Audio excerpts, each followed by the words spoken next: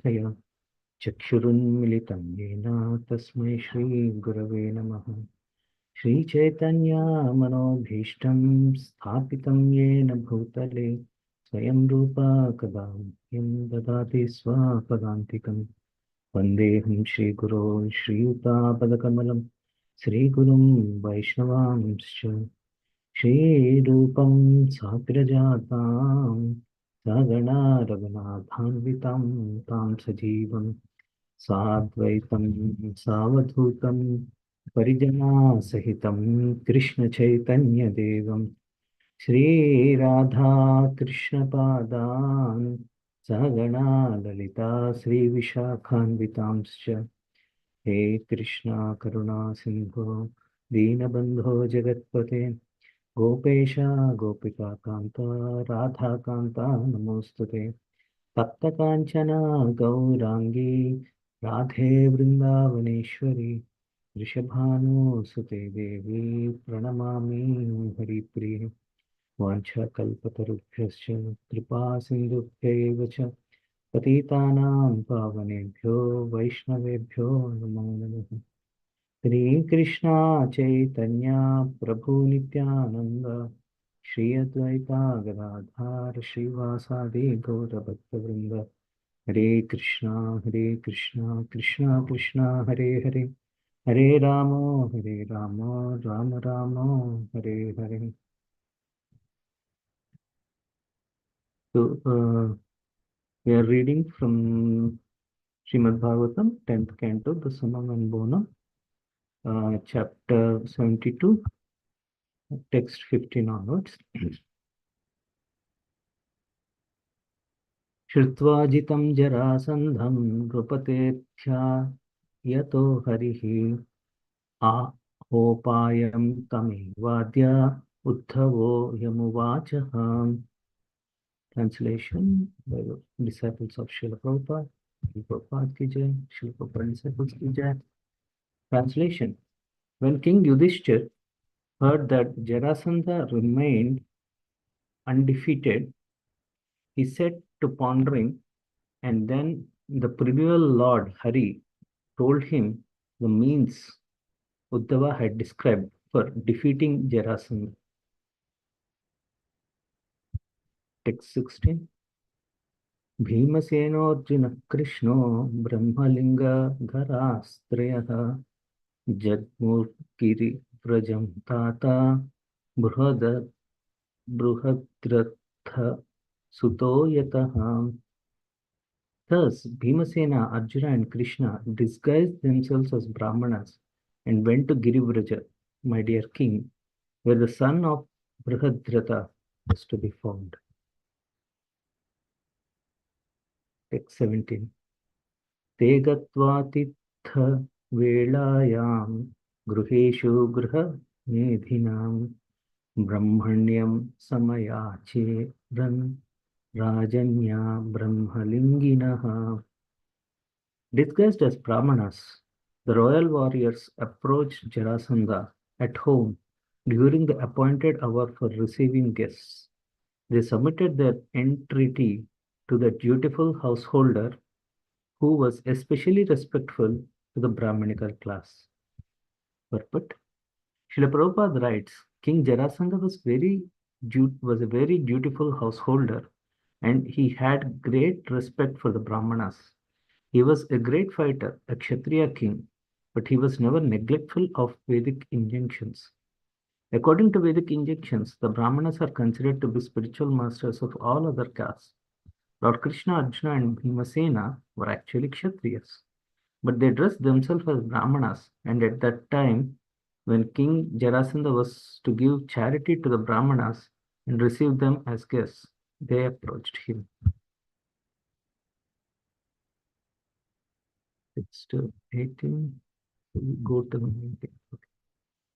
Rajan Vidha Tithin Praptan Athitnyo Duramagatan Tanna Prayacha Bhadram Te Yadvayam Kamayamahe. Translation: Krishna, Arjuna, and Bhima said, O king, know us to be needy guests. who have come to you from afar. We wish all good unto you. Please grant us whatever we desire. 19, text 19, today's last verse. Kim durmarsham titikshunam kimakarya masadubhihi kim nadeyam vadanyanam kahpara samadarshinam. Translation. What can the tolerant not bear? What will the wicked not do? What will the generous not give in charity? And who will those of equal vision see as an outsider? Purport. In the previous verse, Lord Krishna and the two Pandava brothers, Bhima and Arjuna, requested Jarasandha to grant them whatever they asked of him. Here, they explain why there is no need for them to specify their desire. The Acharya's comment on this verse as follows. Jarasandha might be thinking, what if you request my son from whom separation would be intolerable? To this possible objection, Krishna and Pandavas reply, for a tolerant person, nothing is intolerable. Similarly, Jarasandha could object, what if you ask me to give me my body or my precious jewels and other ornaments which are meant to be given to my sons, not ordinary beggars? To this, they reply, for the generous, what is not to be donated in charity? In other words, everything is to be given. Jarasandha might also object that he could be giving charity to his enemies. To this, his guests counter that with the statement, Kappara Samadarshinam, for those with equal vision, who is a stranger. Thus, Sri Krishna and Pandavas encourage Jarasandha to simply agree to grant their request without further discussion. Yeah. Srila Prabhupada.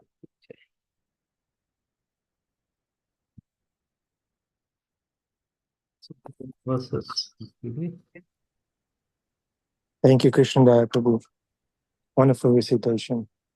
So again, this is a community class, dear devotees. There's no speaker today. It's a collective yagya. Please just participate actively. Jagirdari Prabhu gave a whole class on how a sincere devotee is always proactive, always going out of their way to see what can be pleasing to Krishna, what can be pleasing to the Guru. So let's all please Srila Prabhupada by participating actively in this community class. Krishna Daya Prabhu, thank you. Do you have anything to share, Krsna Daya Prabhu, right off the bat? I have some points while pondering over. So, yeah, maybe I'll just start. So this is like, you know, so they are the basic symptom of Kali Yuga is like, you know, like, deceit. So we correlate hypocrisy. Hypocrisy is one of the basic symptoms, and that hypocrisy is defined as we are somebody, but we pretend to be somebody else. So that is what is hypocrisy. And then in one sense, we see this Arjuna, Krishna, and Bhima. So they are all Kshatriyas, but they disguise themselves as Brahmanas. So in one sense, we see, so it's like you're pretending to be somebody else. So we may see that, oh, they are, is it not that they are prescribing to hypocrisy? But this is for a greater purpose. This is to defeat the adharma. So they are doing this. Jarasandha is like really creating havoc, and he's breaking all the principles. And then he's creating a lot of problem to a lot of kings and then things like that. So, and we can see Krishna, in order to protect his devotees, he will cross all the lines. So Krishna has given that word that he will protect his devotee at any cost. So this is what we can see. Krishna is ready to, cross the lines in order to protect the kings who have sent a petition letter to him. So that is the first thing. And second thing we see, Jarasandha, even the people so-called, you follow all the rules and regulations perfectly to the T and then everything, but still as per the Vedic scriptures, but still you may not have favorable disposition to the Lord. So this is like you're missing the, essence. You do everything as per the injunctions, but you miss the essence. That is, you're not favorable to Lord. So he's respecting Brahmanas as a householder. He's inviting guests and he's giving charity, which is the most noble thing. And then, but he didn't have any favorable disposition to Lord Krishna. He is having envious feelings to Lord Krishna. So, we should be always careful that in our spiritual practices, we may do everything to the perfect, but sometimes we should not miss the essence.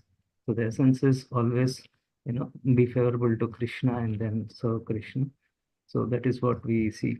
And then the final point is we see how Lord is also very careful.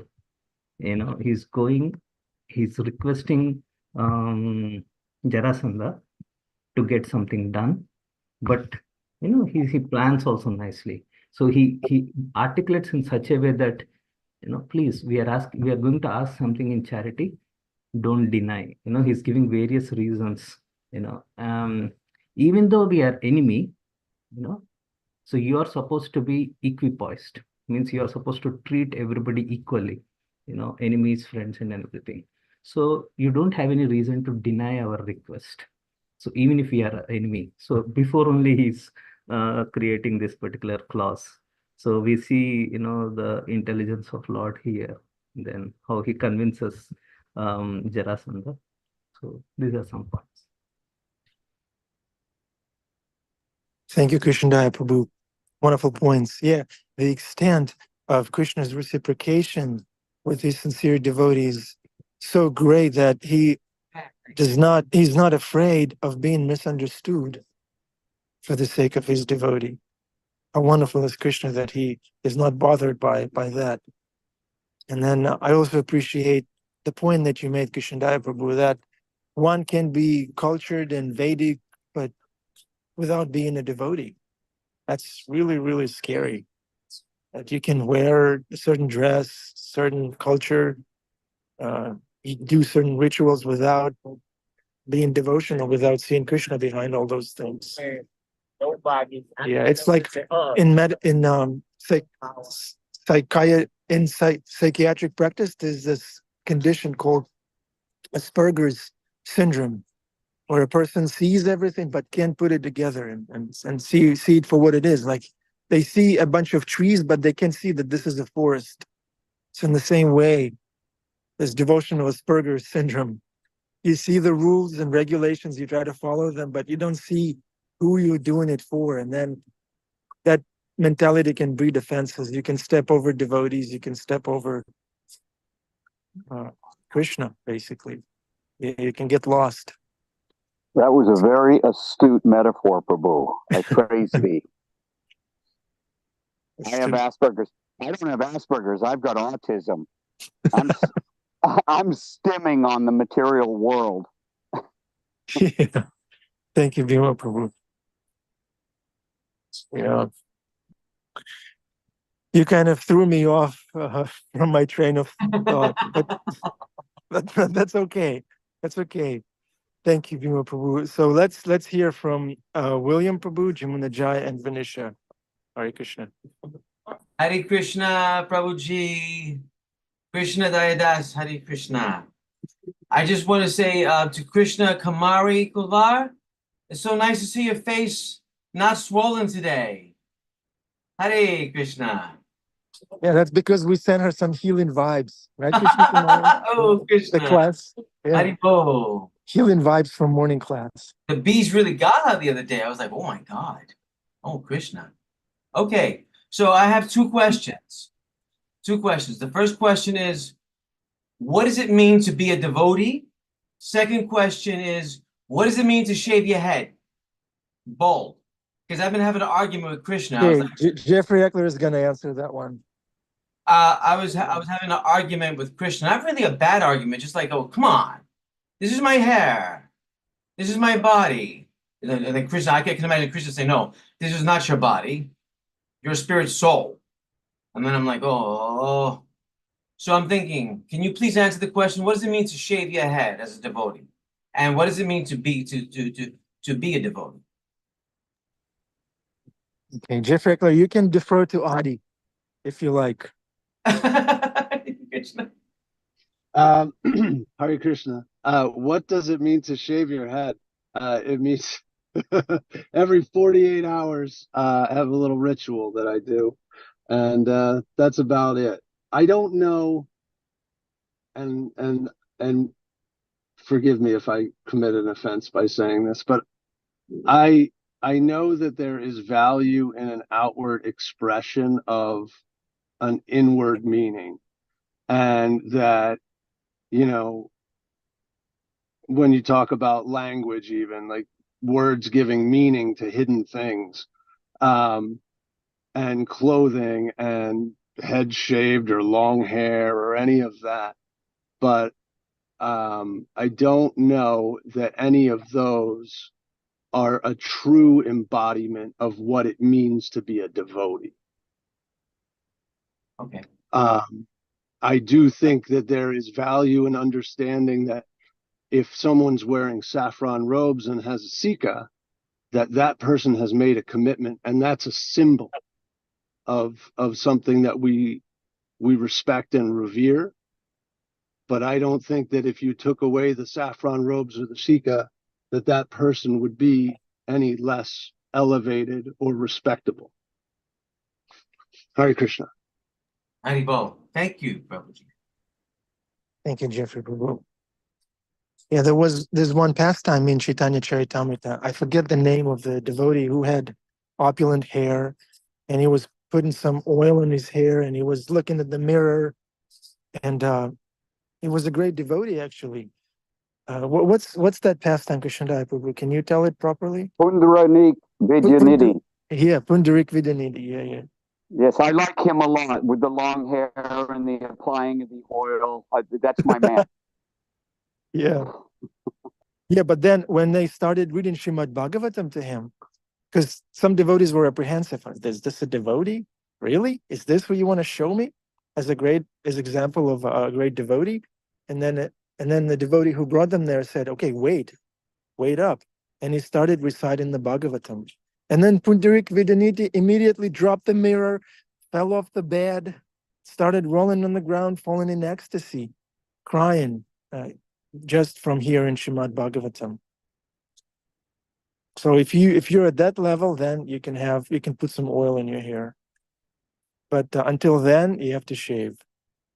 Is that a proper takeaway from the story?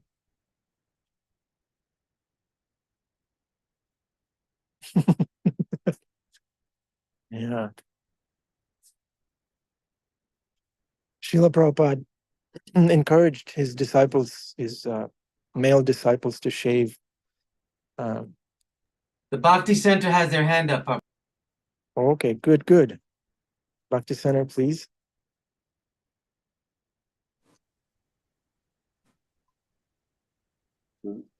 Jiv Jago Bhakti Center. Haribol. I was just going to say, besides the pastime of Pundarik Vidyanidhi, we also have the example of Ramananda Roy. In Jagannath Temple, he used to train young bhaktins how to dance before Jagannath. And he would dress them and bathe them and oil their bodies. And he was not at all disturbed. So if you can do that, then you can have long hair, I guess. Oh, we're going esoteric here. Let's zoom into I knew I had long hair for a reason. Yeah, let's zoom into Srila Prabhupada. He would encourage his disciples, in the early days at least, to shave, to have a clean shaved head.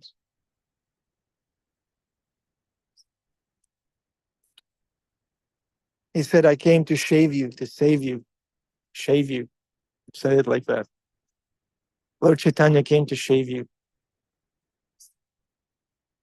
So what is it? What did Srila Prabhupada say about that? Adipusha Prabhu, can you channel some of Srila Prabhupada's grace? as to the external appearance of a Vaishnava? Well, Jeffrey, can you hear me okay? Yeah. Jeffrey Eckelberg said very carefully that there are external manifestation, and then there's actually the most important thing is the consciousness behind it. Some people might shave their head out of vanity or out of a show bottle when they're not really engaging in devotional service. And Prabhupada said some people are they're preaching, but they're not practicing. Wow. And some people are practicing, but they're not preaching, but he asks for both. Now, if you have a spiritual master, if you want a spiritual master, that's your choice. And then if you're doing something under his direction for his pleasure, that's appropriate. But sometimes Prabhupada would say, oh, you are keeping hairs. You ever hear him say that? He said, oh, you are keeping hairs. We are known as shaven-headed. We're meant to preach. We're meant to be distinct. People will see us and they'll distinguish, oh, what is this? But sometimes I would hear he would go on a public broadcast and they say, and many times they would say, why do you shave your head? Prabhupada said it's simple and clean. It is simple and clean. My own experience is if you just buzz up, but you don't shave the head, it's not exactly clean.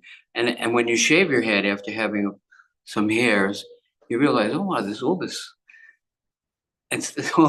accumulation up there, that's dirty. You'd say it's simple and clean. And it also that people know, oh, you are Hare Krishna. We have many people that see us with the siko or the shaved head, and they say, Hare Krishna. We went into one store a few weeks ago, and it's meant, oh, Hare Krishna, you're Hare Krishna, Hare Krishna, you're Hare Krishna. It's like he was so glad to see a devotee. So Prabhupada said, tell everyone you meet.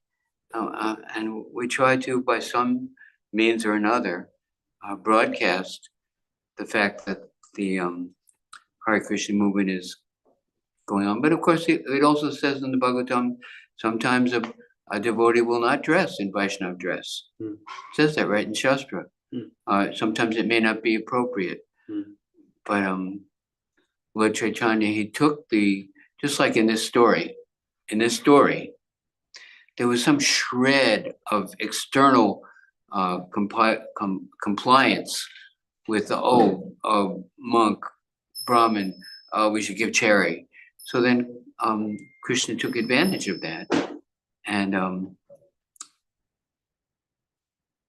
got Jarasandha to do something so that he would give them opportunity for a battle, and then Krishna defeated him. So these things can be used, and the intention is important. But the external is only an external. If we don't change the consciousness, then what's the use? Jesus said that thing, oh, you Pharisees, you're following the letter of the law, but you've forgotten the spirit of the law. You're like a tombstone. It looks nice and shiny on the outside, but inside it's just rotten, decomposed body. So we want the internal and the external, and it can be helpful.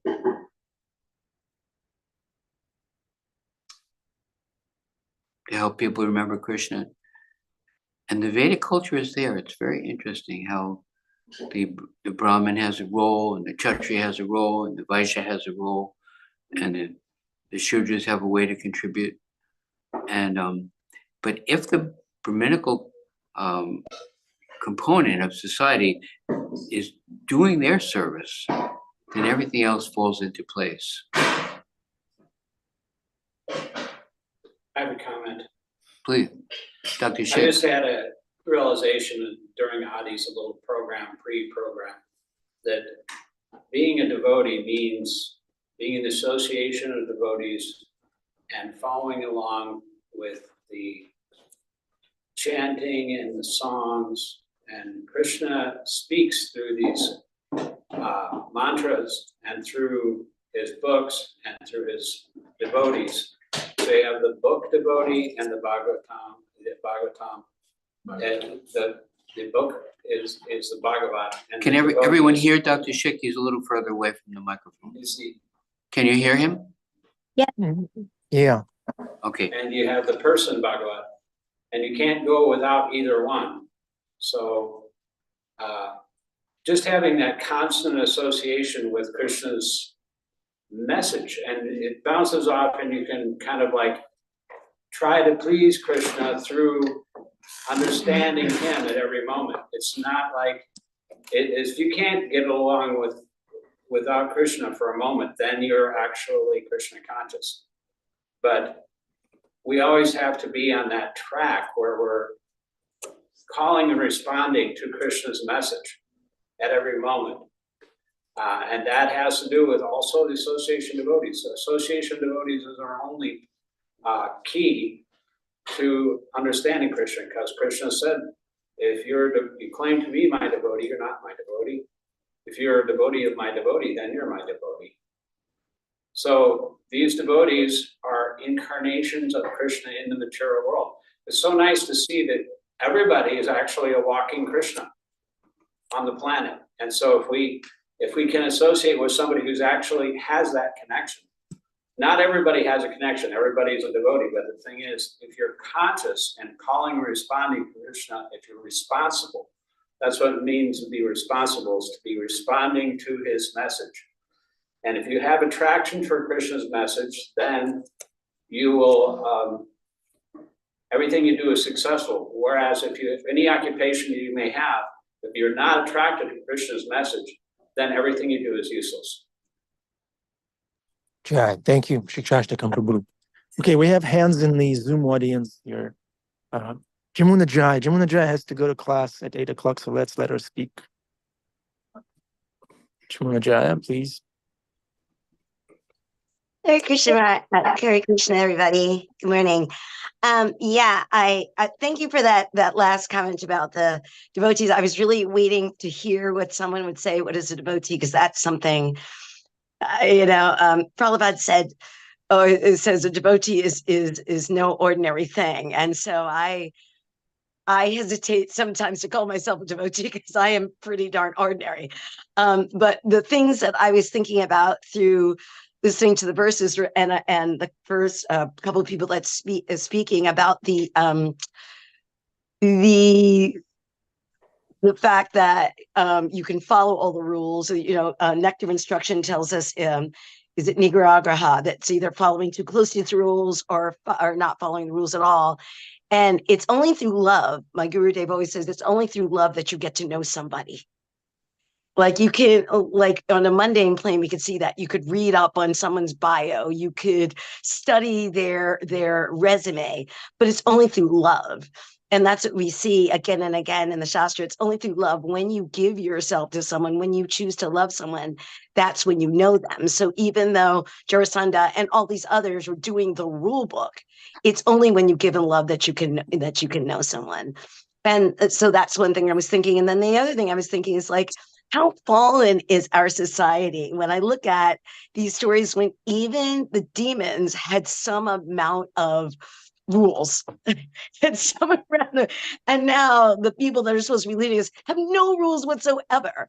And that's how fallen our society is. When we look at Jarasandha, the demons have more rules than people that are supposedly the leaders of society today.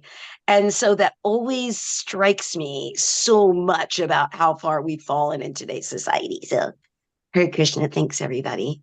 Thank you, Jamuna Jai. Okay, let's go to Krishna Kumari. Venetia was first.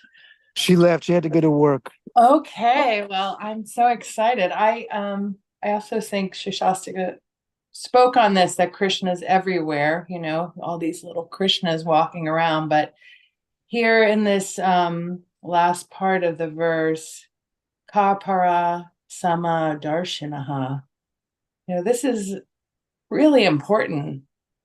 And who will those of equal vision see as an outsider? So, I mean, you can look at this from both ways, right? It's like, here's Krishna coming dressed as something else.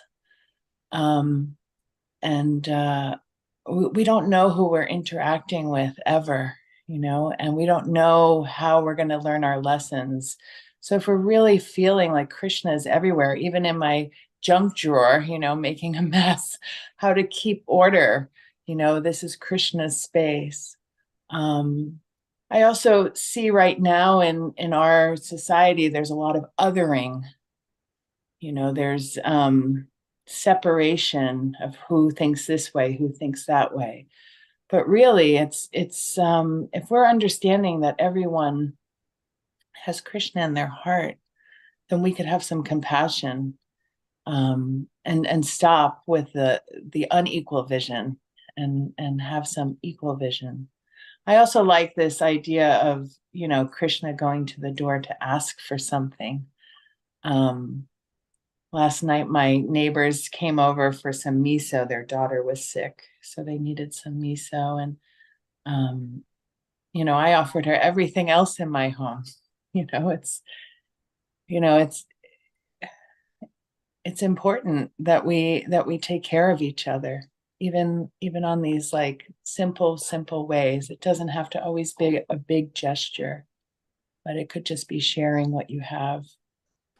So thank you. Thank you, Krishna Kumari. Prabhuji, can I just say one thing? Yeah. The Bhakti Center have their hands up. Thank you, William Prabhu. I wanted to make a comment, but I don't want to make a comment without the Bhakti Center first. Okay, they removed their hand. Okay. You can make your comment, but keep it in line with Guru Sada and Shastra. I wouldn't have it any other way. Great. So, in line with what Adi and the rest of the devotees were saying, there's a scripture in the Bible that says, "Even so, faith, if it hath not works, is dead, being alone. Yes, a man may say, Thou hast faith, and I have works. Show me thy faith without works, and I shall show thee faith by my works. Thou believest that there is one God? Thou doest well. The devils also believe and tremble." So basically, and that's in James chapter 2 or 17 to 26. As devotees, we have to be very careful.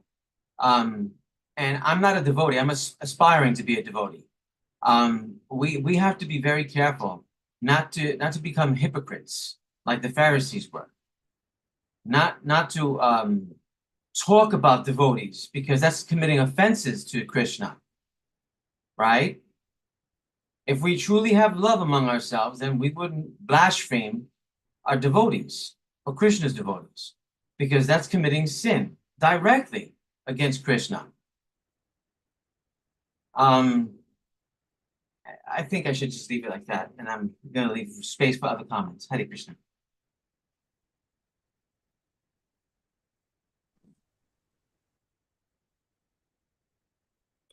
Hare Krishna, William Prabhu, are you finished? Yeah. Beautiful point. Beautiful. Thank you. Yeah. We shouldn't size devotees up. We shouldn't judge. We should always be humble, favorable, grateful, and looking to serve the devotees. Thank you.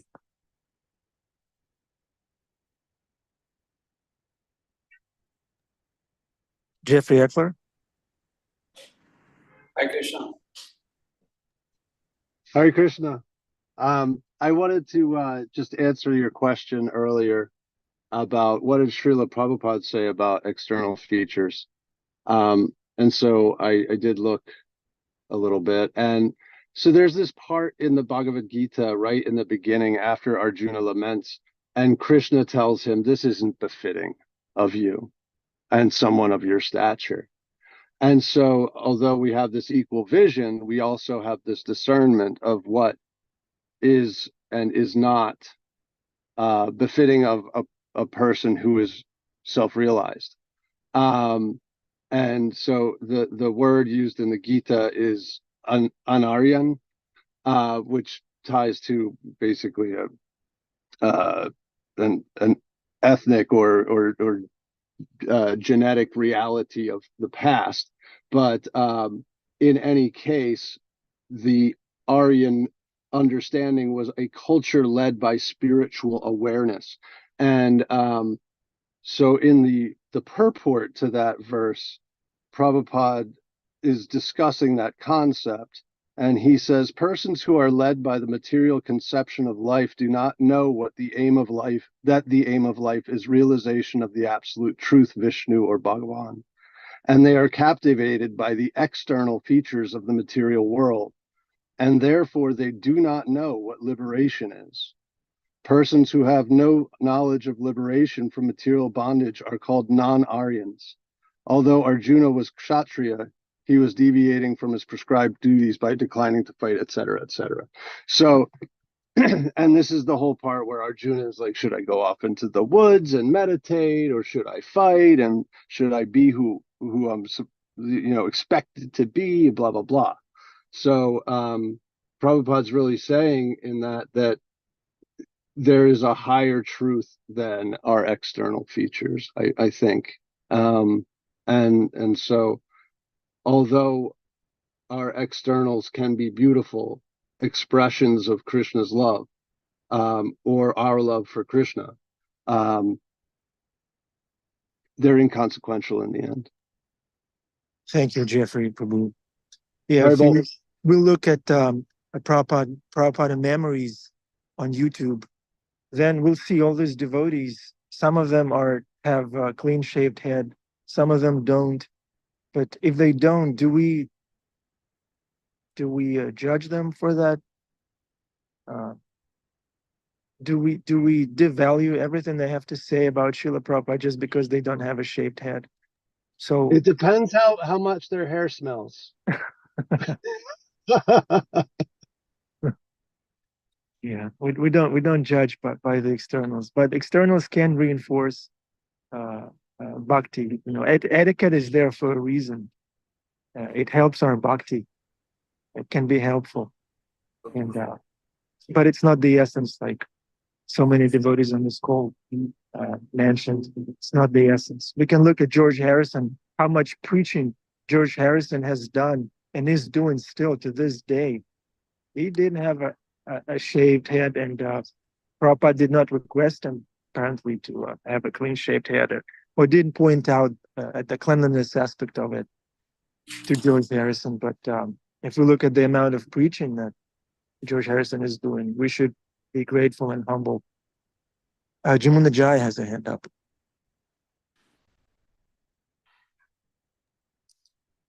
Hare Krishna, I just had just a comment in that last discussion, because I teach yoga right after this, and so when I'm listening to the call, I'm putting my body into all these shapes, which is such an external thing, but it's something that, again, my Guru Dave said when I was talking to him once about asana, the physical practice. I was almost like, Maharaj, am I actually leading people in the wrong direction by being about this external thing? And he said the nice thing about asana is you get to put your body where you want your consciousness to go. And in yoga, we spend a lot of time with our head down. And it's the sign of humility. And we spend an awful lot of time with our hands in the Anjali Mudra. And so it's making me think that, to Jeffrey's point about the externals having value, if the external, this is the thing about Krishna, everything can remind us of Krishna. Every external thing can. The glass of water, I always call them the I am this of that verses. Everything. So if we choose to see with those eyes, everything externally can be an expression of Krishna. If someone has long hair, how many descriptions I think of Krishna with his long curly locks? I can see Krishna there. I can see Krishna every time I put my head down. So it's really about our consciousness. I was thinking, and if we choose to use it, everything can be a way to remember Krishna, and that's what we're supposed to do, always remember and never forget. So I was just, literally, as I was listening to that, I was in a headstand and my head was down. And I was thinking, let me not just be about, oh, look what I can do, but how can this help me remember Krishna, because my head is down in humility. So one small thing. Hi, Krishna. Thank you, Jamuna Jaya. A Bhakti Center followed by Narottam Nitai. Hare Krishna, I was liking the comment that Krishna Kumara was making about making people other. See, we're all related to Krishna, we're all devotees, but if we try to divide people and make them the other, just like in this country is so divided and is becoming more and more divided. So that's a real problem right now. So we have to unite. And in the 12th canto, or in the 11th canto, Bhaktisiddhanta Saraswati points out in the Uddhava Gita, in the 11th canto, chapter 28, he says, instead of trying to separate conditioned souls by materialistic distinctions, like all these Haitian immigrants coming in, they're eating our dogs and cats. Even in Pittsburgh, the local politician is saying, these Haitians are coming here and that they're disrupting our neighborhood. And 69% of all of the, people that support the Republican Party actually believe that. And it's actually been fact-checked. 7 million people heard that comment was fact-checked in real time by the ABC moderator. But despite that, they're so brainwashed because they believe this meme that we have to separate people. That's a Machiavellian political tactic. And so Lord Bhaktisiddhanta Saraswati says, instead of trying to separate conditioned souls by materialistic distinctions, one should bring them together to chant the holy names of the Lord and propagate the Sankirtan movement of Lord Chaitanya. A non-devotee, or even an envious third-class devotee, is not interested in uniting people on the platform of love of Godhead. Instead, he unnecessarily separates them by emphasizing materialistic distinctions like communist, capitalist, black, white, rich, poor, liberal, conservative, etc. Material life is always imperfect, full of ignorance and disappointing in the end. Rather than praising and criticizing the high and low features of ignorance, one should be absorbed in Krishna consciousness and on the platform of eternity, knowledge, and bliss. And another point is, like in the Bible, it has the Good Samaritan. The Good Samaritan was Jesus' point to help your neighbor.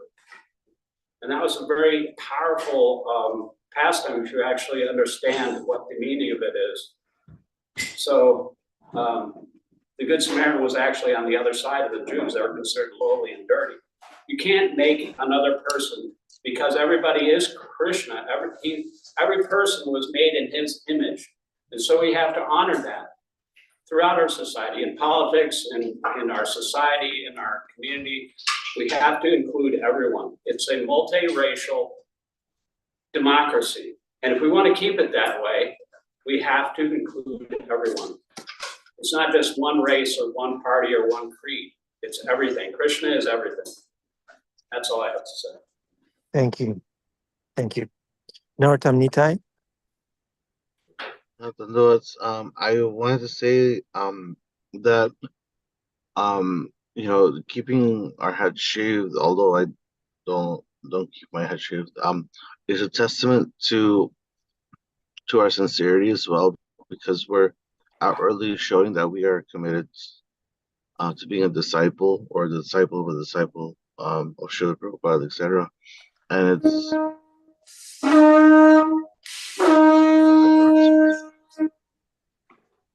Narottam Nitai, we will need to interrupt you. sure. It's darshan time. Turn on your cameras, please, whether your head is shaved or not. And we stay detached from politics. We're attached to Krishna. Okay, let me highlight, spotlight the Bhakti Center. Okay.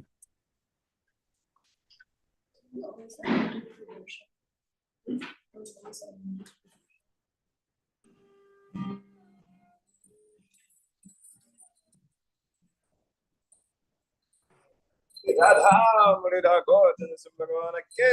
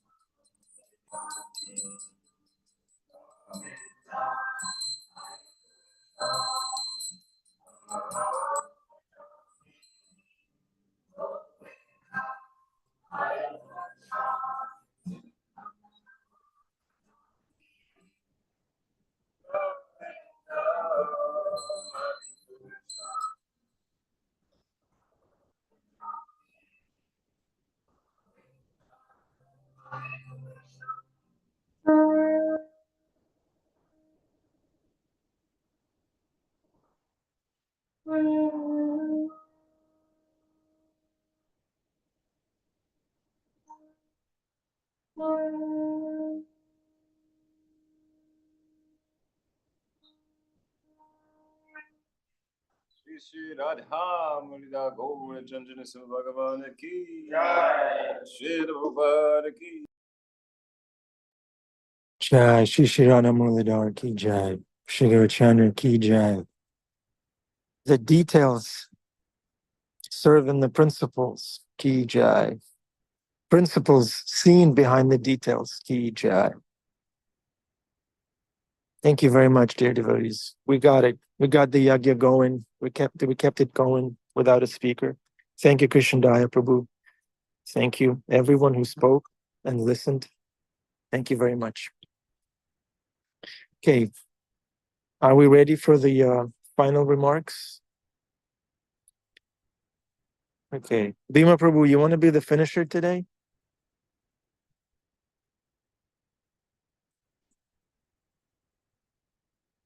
Bhima Vidyaniti. Yes. Where's the kids? Where's the kids? I want to hear the boy, the young man. They're not there. We need somebody childlike, and you came to mind right away. Hare Krishna.